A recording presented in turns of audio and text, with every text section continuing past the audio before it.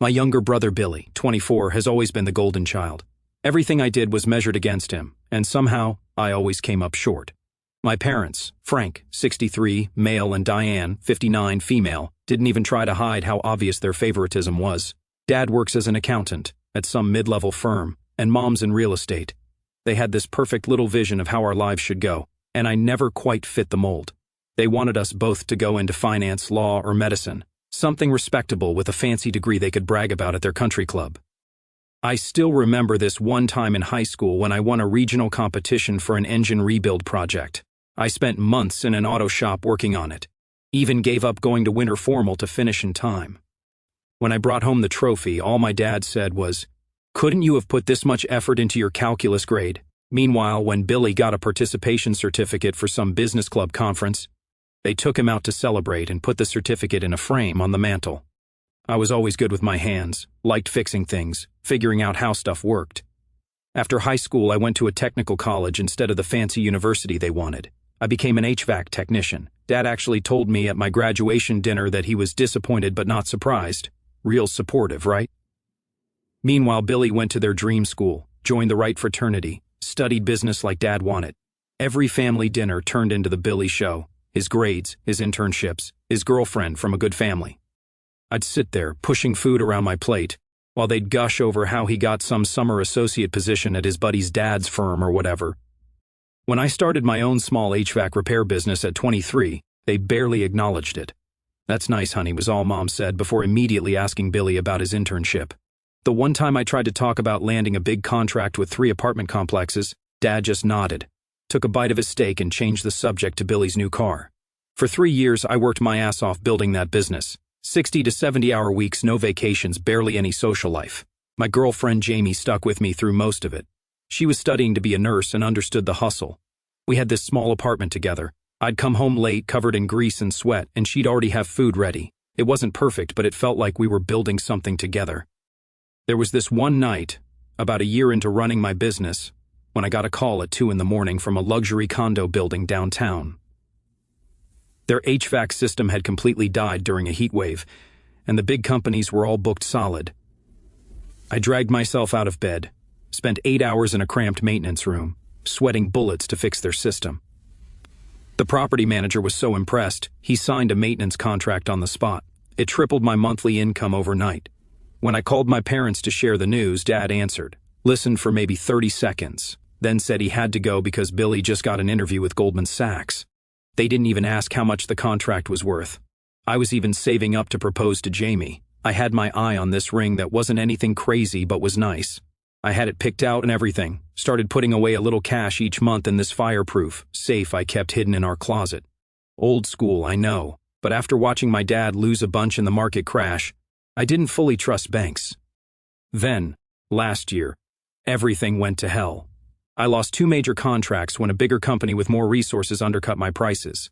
I couldn't make payroll for my 2 employees, good guys who'd been with me from almost the beginning. I had to sell all my equipment just to pay them their final checks. Watching my logo get painted over on the work van was like a freaking funeral. One of the worst days was when I had to let go of Mike, my main technician. The guy had 3 kids, a wife with medical issues, and had turned down a more stable job to stick with my company because he believed in what we were building. Having to tell him I couldn't make payroll anymore. Man, I still have nightmares about the look on his face. He didn't even get mad, just nodded, and said he understood. That almost made it worse. 2 weeks after I shut down the business, Jamie dumped me. "I can't handle your negativity, and I need someone more stable," were her exact words. Found out later she was already seeing some doctor from her hospital. Guess nurses and doctors is a cliche for a reason.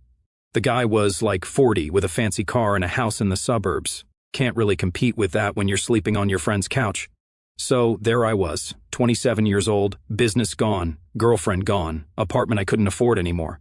All I had left was about $16,500 in cash savings I'd been squirreling away in that small fireproof safe. Not exactly life-changing money, but enough to keep me from being completely screwed while I figured out my next move. I called my parents, swallowed what was left of my pride, and asked if I could crash at their place for a couple of months until I got back on my feet. The silence on the phone before they answered told me everything I needed to know about how welcome I was. They agreed, but man, the way my dad said, "I suppose we can make room," made it clear I was a burden, not a son needing help. Moving back into my childhood bedroom was weird as hell. They'd mostly converted it into a home office with my dad's fancy ergonomic chair and these framed certificates from accounting seminars all over the walls. I was sleeping on a pull-out couch, surrounded by file cabinets, and staring at my dad's golf trophies. Nothing says you're a temporary guest in your own family quite like that setup. I found out later they'd converted my room literally the weekend after I moved out for college. Billy's room, still perfectly preserved, with his high school trophies and posters, even though he hadn't lived there in years. From day one, the rules were clear. I needed to contribute and not be a freeloader. So, I basically became their unpaid handyman. I fixed the dishwasher that had been making weird noises for years, replaced the bathroom fan, rewired the garage door opener that they'd gotten 3 quotes to fix, all too expensive. I mowed the lawn, painted the deck, cleaned the gutters, basically saved them thousands in contractor fees. My dad would literally leave little lists of tasks on the kitchen counter for me. No good morning or how'd you sleep, just a yellow legal pad with jobs for today written at the top. Meanwhile, I was sending out resumes, going to interviews, trying to rebuild some kind of life. The kicker was when their neighbor slipped me a $50 bill after I fixed her sprinkler system. My mom saw and made me give it back, saying it was inappropriate and I should help the neighbors as a courtesy. Later that same day, I overheard her on the phone, bragging to her friend about how her son was so handy around the house and how much money they were saving on home repairs, like I was some kind of free labor they'd cleverly acquired. Billy would swing by for Sunday dinners in his shiny Audi, graduation gift from the parents, of course, and act like I was the family charity case. He had this condescending way of asking, "How's the job search going?" while checking his expensive watch or scrolling through his phone. He was working at some investment firm downtown, constantly humble bragging about his clients and accounts and quarterly bonuses. My parents ate it up like it was candy. Billy's being considered for a promotion already. Billy just put a down payment on a condo. Billy's dating the daughter of the firm's partner. Meanwhile, I'd mention an interview I had for a maintenance supervisor position at a local factory, and they'd barely nod before asking if I'd fixed the leaky faucet in the guest bathroom yet. There was this one Sunday dinner that really sticks in my mind. Mom had made Billy's favorite meal despite knowing I'm allergic to shellfish. When I pointed this out, she acted all surprised and said, "Oh, I forgot. There's leftover meatloaf in the fridge you can heat up," like I was the family dog getting scraps. Billy actually laughed. Right then, I should have known something bad was coming. The whole time, my safe with my savings stayed hidden in my closet behind some old winter coats. I never mentioned it to anyone. That money was my only safety net, my only shot at getting out of there with some dignity. I was planning to use it for first and last month's rent on a new place once I locked down a steady job. About 7 weeks after I moved back, we had this big family reunion at my parents' place. Aunts, uncles, cousins, the works. My dad grilled overpriced steaks, my mom made a big show of her famous potato salad, literally just store-bought, with extra mayo, and Billy arrived 2 hours late with his new girlfriend, Mackenzie, who looked like she'd walked out of a country club catalog. Designer sunglasses, tennis bracelet, the whole 9 yards. Why Cousin Danny was the only one who actually treated me like a normal human being. He's a mechanic at this high-end garage, so I guess we're both the blue-collar disappointments of the family. We were catching up in the corner of the yard, talking about maybe going in together on a side business doing custom car modifications, when I noticed Billy giving me these weird looks all afternoon. At one point, I went inside to grab more napkins and caught him coming out of my room. He claimed he was just looking for the bathroom, which was bull since he grew up in this house and knows exactly where everything is. When he hugged me goodbye, at the end of the day, it was this awkward, too long embrace that felt off, like he was trying to distract me from something. That night, after everyone left, I went up to my room and just had this gut feeling something was wrong. Call it intuition or whatever, but something felt off. I checked my safe, hidden behind the winter coats in the closet. It looked completely untouched from the outside. The keypad was fine, no scratches around the dial. I put in my code, turned the handle, and... empty. Completely freaking empty. I literally sat down on the floor staring at it. Then, like an idiot, I closed it and opened it again, thinking maybe I was just tired and seeing things. But nope, my $16,500 was gone. Every single dollar I'd saved, everything I had left in the world. The feeling that hit me was like nothing I'd ever experienced. I tore through the whole room, looking for the money, thinking maybe I'd moved it and forgotten. I hadn't. I checked under the mattress, behind the drawers, inside my shoes, anywhere someone might hide cash in a hurry. I was tearing the room apart when my dad appeared in the doorway, leaning against the frame with this smug look on his face. He wasn't even trying to hide it. The family had a discussion, he said, all calm and collected, like we were talking about the weather. We decided it's time you actually contributed something meaningful. Then he dropped the bomb they'd taken my money to pay for Billy's MBA application fees and first semester deposit. Said it was an investment in the family's future since Billy would actually make something of himself. I lost it. Told him it was theft, plain and simple. Said I'd call the cops. He actually laughed and said, "Who do you think they'll believe, the respected accountant or the failed handyman living in his parents' house?" That's when I looked him dead in the eye and said, "Then I guess you won't mind what happens next." He just smirked and walked away, like I was some kid making empty threats. Little did he know how serious I was. I couldn't sleep that night, just lay there staring at the ceiling, this hollow feeling in my chest where my last bit of hope used to be. My own parents, the people who were supposed to love and protect me, had stolen from me when I was at my lowest, and they weren't even sorry about it. They thought they were right. I didn't sleep that night, just sat there in the dark, planning my next move. By 5 in the morning, I had packed everything I cared about. Some clothes, my laptop, tools, and, most importantly, this old document folder my grandfather had given me years ago that my parents didn't know about. I left before anyone woke up, didn't even leave a note, just got in my beat-up Toyota with the check engine light that had been on for months and drove. The gas gauge was hovering just above empty, so I stopped at an ATM to get cash for fuel, only to discover my bank account was overdrawn by $37. They'd thought of everything, probably figured I'd try to leave and made sure I couldn't get far. Luckily, I had about $43 in loose cash in my glove compartment, an emergency fund of spare change and crumpled bills, enough to get me on the road at least. By noon, my phone was blowing up. Missed calls from Mom, Dad, Billy, text messages, voicemails, ranging from angry, "How dare you leave like this?" to fake concern, "We're worried about you," to actual threats, "You better not do anything stupid or you'll regret it." The most ridiculous message was from my mom, "We've always supported you, and this is how you repay us?" By running away in the middle of the night. What will the neighbors think? Like that was the biggest problem here. What the neighbors would think about their son leaving, not that they'd stolen his life savings. I ignored all of them and kept driving north to my Uncle Pete's place in Maine. He's my mom's older brother, but they haven't spoken in like 8 years. Some big blowout at a Christmas party that no one talks about. He used to be some hotshot in construction management until he got sick of the corporate BS and bought this big piece of land in the middle of nowhere. I stopped at a gas station with free Wi-Fi and messaged him on Facebook, the only contact info I had. I waited an hour in the parking lot until he wrote back, "Come on up." Then I called him from the station phone. "Let me guess," he said when he picked up. "They finally showed their true colors." "They stole my money," I replied. "All of it." There was a pause, then, "Get up here, we'll fix this." Uncle Pete's place wasn't what most people think of when they hear cabin in Maine. It was this massive hand-built house on 20 acres with a workshop bigger than my parents' entire first floor, all timber frame construction with huge windows overlooking a lake. He'd built most of it himself after telling his former business partners they could screw themselves when they tried to push him out of the company he helped found.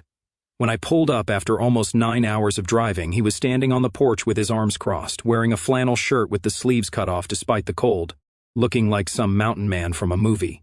We sat on his porch that night, and I told him everything.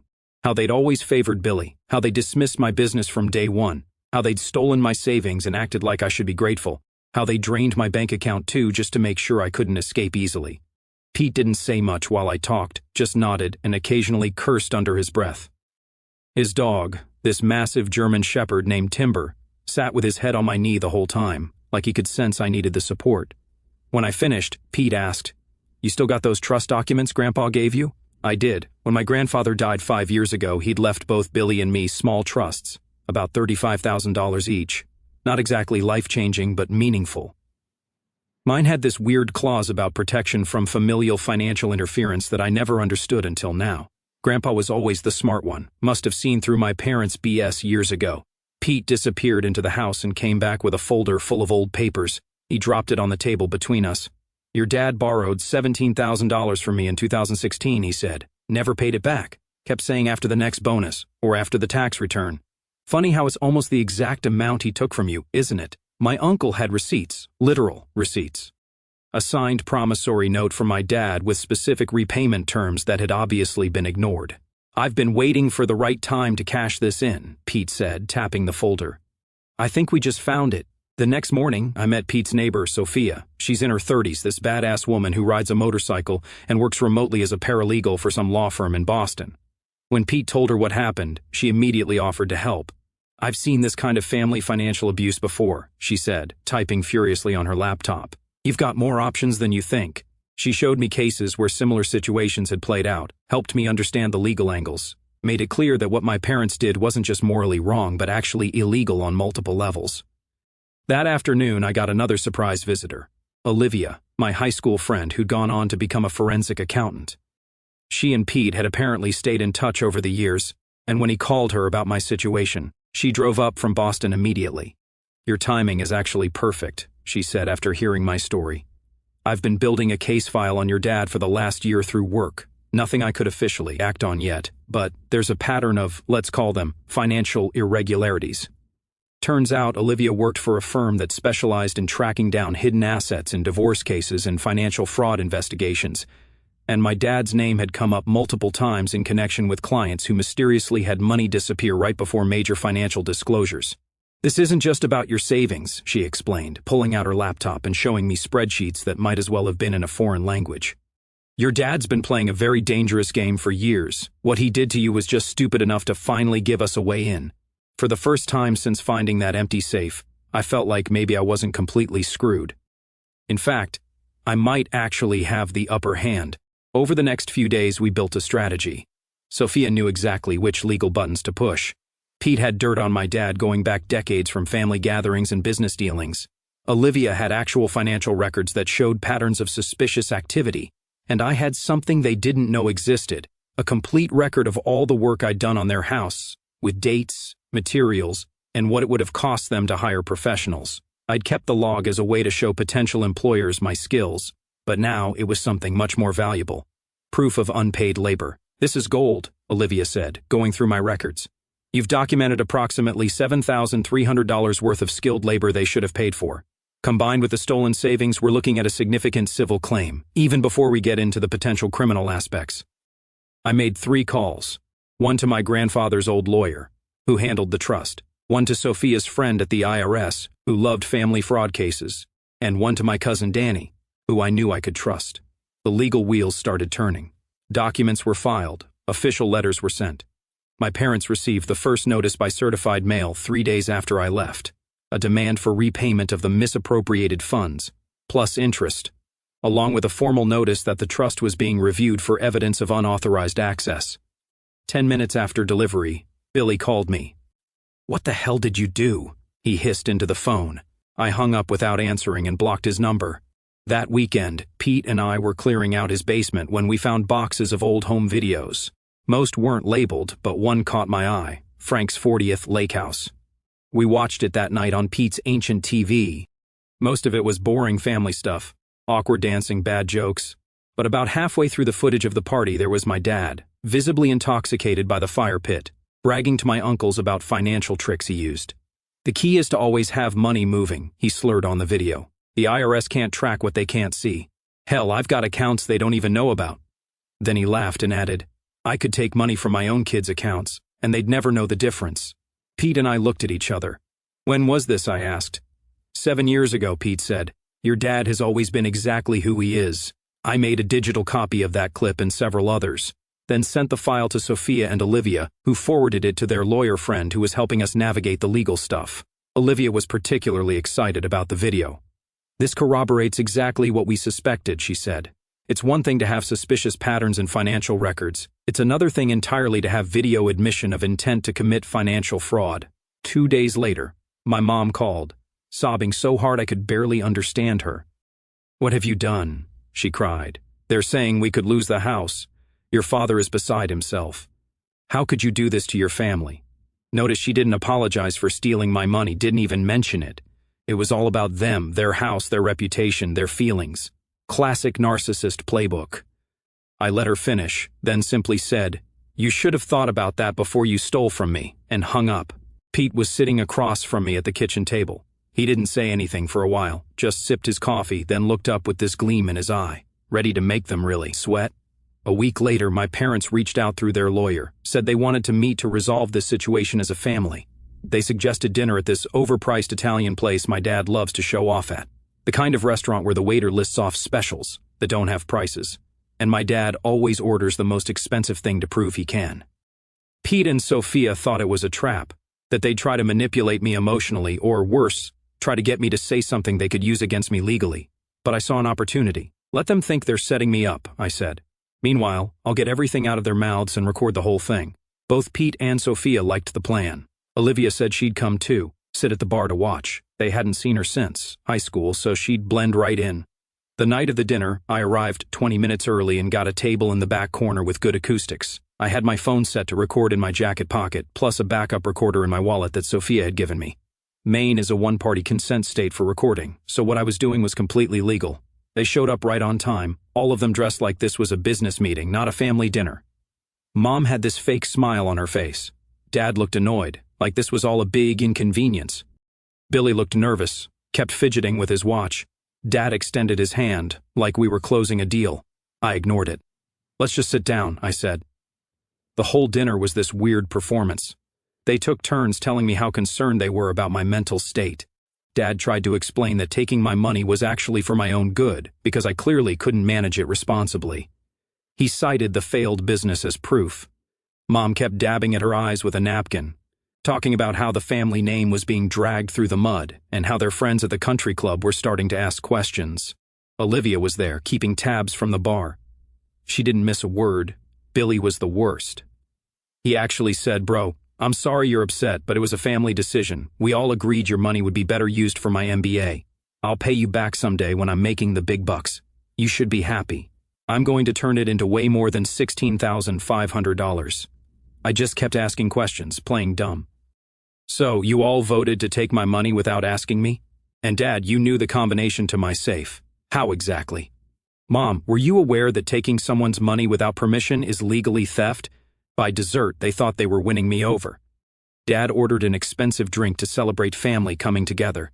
That's when they slipped up. The funny thing is, Dad said after finishing his glass, we didn't even need your money for Billy's deposit. We could have covered it ourselves. Mom giggled. But why would we use our vacation fund when you had cash just sitting there doing nothing? Billy chimed in. Besides, it's not like you were using it for anything important. You were just hiding it while living rent-free in our house. Dad raised his glass. To family priorities, he said, clearly thinking he'd won. I pretended to check my phone, confirmed I'd gotten everything recorded clearly, then looked up at them. Thank you for making this so easy, I said quietly. What do you mean? Mom asked, her smile faltering. I mean, I just needed you to admit what you did and why you did it, and you just did. The color drained from Dad's face. Billy started spluttering, something about family privacy. Mom just stared. I stood up. Enjoy your dinner. The bill's on you, obviously. Walking out of that restaurant was one of the best moments of my life. I could practically feel them staring at my back as I pushed through the door.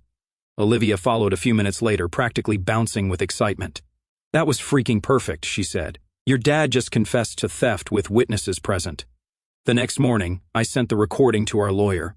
By noon, they had filed amended complaints, adding admissions of premeditated theft, conspiracy, and financial abuse. But that was just the beginning. Uncle Pete had been busy too. Remember that promissory note my dad signed for the $17,000 loan? Pete had filed it with the county clerk, along with a lien against my parents' house. They'd been trying to refinance to pay for fancy renovations, granite countertops, and some ridiculous outdoor kitchen setup. Now they couldn't. The bank froze the application instantly when the lien appeared. Olivia went into full forensic accountant mode, working with Sophia's IRS friend. She was particularly interested in something my dad mentioned on the recording about moving money between accounts to hide it. Your father has at least 3 shell companies, she told me after 2 days of digging, and he's been using them to hide income for years. From what I can see, he's underreported at least $150,000 in income over the past 5 tax cycles. Turns out, the IRS doesn't take kindly to people bragging about hiding money from them. They opened a formal investigation, starting with an audit of the last 7 years of tax returns.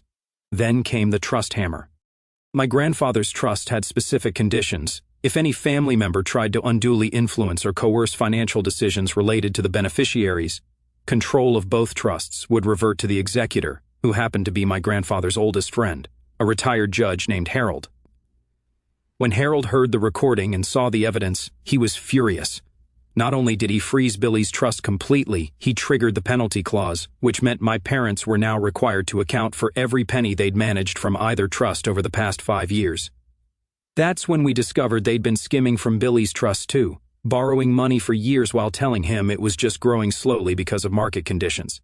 They'd taken over $20,000 from his trust fund for their own expenses, things like their fancy anniversary trip to Italy and Dad's ridiculous midlife crisis car. 3 days after the dinner, I drove by my parents' house out of curiosity. There was a black sedan in the driveway with government plates. My dad was standing in the front yard, red-faced, gesturing wildly, while a woman in a suit took notes. Mom was visible through the window, sitting at the kitchen table with her head in her hands. Guess the IRS doesn't waste time when they smell blood in the water. But what I didn't expect to see was the neighbors gathered across the street, not even trying to hide the fact that they were watching the whole thing. Later, Danny told me the story had spread through the entire neighborhood. Everyone knew my parents had stolen from their own son, and now they were facing federal investigators. For people who cared so much about appearances, this had to be their worst nightmare. My mom called me that night, not crying this time, screaming. "Do you have any idea what you've done?" she shrieked. "Your father might lose his license. The firm is putting him on leave. We can't access any of our accounts. Even our credit cards are frozen. They're saying something about identity fraud."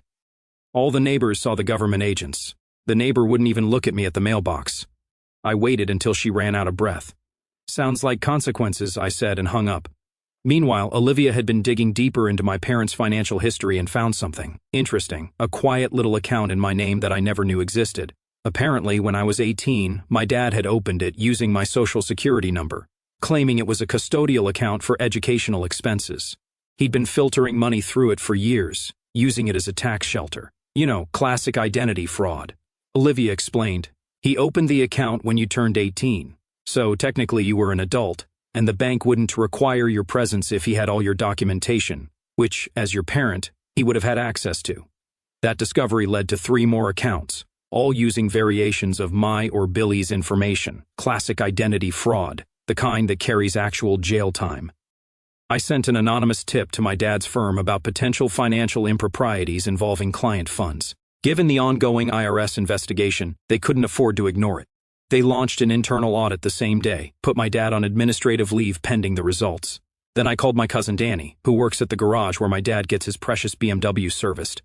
Turns out, Dad had been running a little side scam for years, claiming business expense deductions for personal vehicle maintenance. Danny had copies of service records where my dad specifically asked them to change the description on the invoices from detailing to client meeting transportation preparation. Those went straight to the IRS too. By the end of the week, my dad was fully suspended from his firm. My mom's real estate broker had temporarily deactivated her license pending the investigation. Billy's MBA acceptance was under review due to financial irregularities in his application. That's when I got a text from Billy. "You've destroyed everything." "Happy now?" I replied with just one word, "Yes." A month into the legal proceedings, I got a call from a number I didn't recognize. It was Mackenzie, Billy's girlfriend. "Your brother is a mess," she said. "He can't sleep, barely eats. Your parents call him crying multiple times a day. They're saying they might lose the house." I asked, and he wanted me to ask if there's anything they can do to make this stop? They're desperate. I thought about it for a minute. "Tell them I want my $16,500 back, plus $10,000 for the work I did on their house, and I want it by the end of the week. Oh, and one more thing. I want them to admit what they did in writing and sign it." Woe days later, Billy showed up at Uncle Pete's place, looking like he'd aged 5 years and a month. Unshaven, dark circles under his eyes, wearing the same sweatshirt I'd seen him in at the dinner. "They sent me to negotiate," he said, his voice flat. Pete invited him in. We sat at the kitchen table while Sophia and Olivia watched from the corner. Billy started with, "Mom and Dad can get you $12,000 right now. It's all they can access with the accounts frozen. They'll pay the rest in installments." "Not good enough," I said. "Please, they're falling apart. Dad might face criminal charges. Mom cries all day. The neighbors are talking. They could lose everything." "Sounds like a you problem," Pete muttered. I leaned forward. "Here's my final offer. The full amount. $26,500 by tomorrow, plus the signed confession, or the investigations continue, and I press criminal charges for identity theft, We can't get that much by tomorrow, Billy protested. I stood up. Then I guess we're done here. Wait. Billy looked desperate. What about your car? Would you take their car as partial payment? The BMW. It's worth way more than what they owe you. I glanced at Pete, who shrugged. Title has to be clean, transferred to my name, delivered here with a cashier's check for the remainder. Billy nodded quickly. And then you'll stop everything? All the investigations, the legal stuff, all of it? I'll stop what I can, I said. If I get what I asked for, I'll back off. After some back and forth, Billy finally agreed to my terms. The next day, my parents' BMW pulled up outside Pete's place. My dad handed me an envelope with the car title, a cashier's check for $9,500, and a typed confession signed by both him and my mom. Are you satisfied now? He asked bitterly. You've destroyed our family. I looked him straight in the eye. You did that when you decided your second son wasn't worth basic respect. They drove away in Pete's old truck, and I stood there, holding the keys to the BMW. I sold it a week later and used part of the money to buy a decent used pickup truck. I found a job with a commercial HVAC company in Portland, where the pay was good, and my skills were actually respected. My parents' lives imploded. Dad lost his job, Mom surrendered her real estate license, and they had to sell their house at a loss to cover legal fees. The IRS investigation revealed they'd been living far beyond their means for years, maintaining a facade of success through financial fraud. Billy's MBA acceptance was rescinded, and last I heard he was working as an assistant manager at a cell phone store. I still think about my family sometimes, but not with anger anymore. Uncle Pete, Sophia, Danny, Olivia, they're my real family now, the people who helped me when I needed it, who saw my worth when my own parents couldn't. As my grandfather once told me, family isn't about blood, it's about who treats you like you matter.